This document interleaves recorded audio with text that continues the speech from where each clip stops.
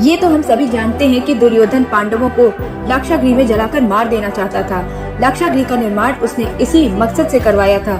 किसने बचाया पांडवों को लाक्षागृह की आग से?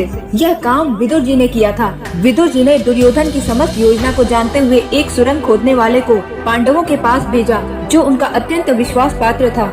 वह पांडवों से मिला और एकांत पाकर कहने लगा, मुझे विदुर जी ने भेजा है। मैं सुरंग खोदने में बड़ा निपुण हूँ। मुझे आप पांडवों का प्रिय कार्य करना है।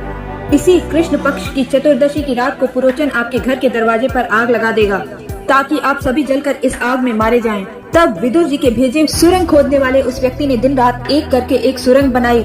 पांडवों को वहाँ रहते हुए 1 वर्ष बीत चुका था। एक दिन माता कुंती ने दान देने के लिए ब्राह्मण भोजन कराया। उसमें बहुत सारी स्त्रियां आईं। रात में भोजन कर लेने के पश्चात वे सभी कुंती देवी की आज्ञा से अपने घरों को लौट गयी।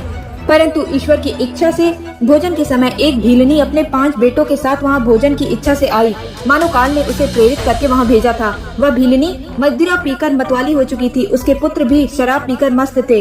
ढेर सारी शराब पीने के बाद शराब के नशे में वह भीलनी अपने 5 पुत्रों के साथ वहीं सो गई। उसी समय लाक्षागृह धू धू करके जल उठा और पांडव खनिक द्वारा बनाई गई उस सुरंग के माध्यम से सही सलामत लाक्षागृह से बाहर निकल गए। इसके पश्चात वे विदुर जी द्वारा बताए गए स्थान पर पहुँचे। वहाँ विदुर जी का भेजा हुआ एक नाविक उन्हें मिला, जिसने पांडवों को नाव में बैठाकर गंगा नदी पार करा दी।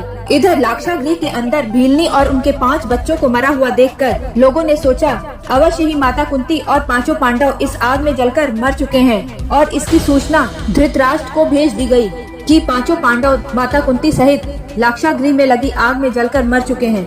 इस तरह परम ज्ञानी विदुर जी ने 5 पांडवों को लाक्षागृह की आग से बचाया।